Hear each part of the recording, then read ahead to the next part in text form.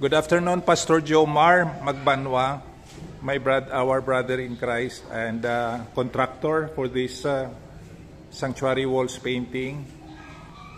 Thank you very much, kid, sa imo kag sa ibang mga workers, mga painters sa pag-ubra sa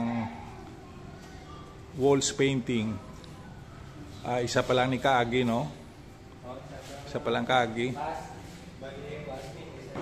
Oo. Thank you, kid. And Ebenezer Christian Reformed Church, brethren, family members, church council, amo ni siya. Isa pa lang kaagi.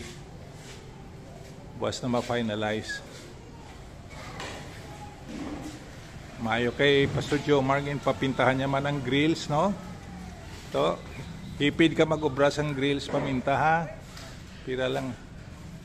May magid ma-repaint ang pating grills.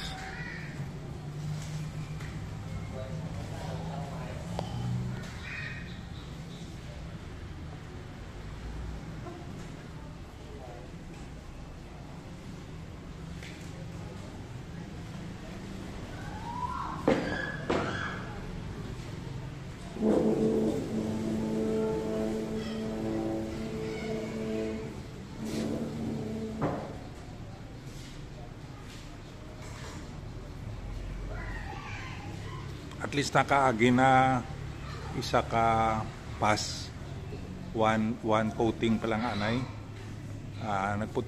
Nagputi na siya kay mas lighter ang color ngagin bakal naton. Ang kusina kag ang bedroom aton man na ipa-repaint ay ipapintahan.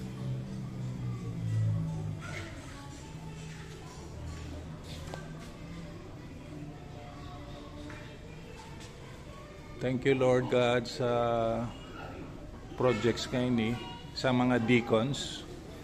Iyan sa mga deacons na project. Ma-assist lang kita with the God-given talent and time na ginatag sa aton. Salamat, Ginoo.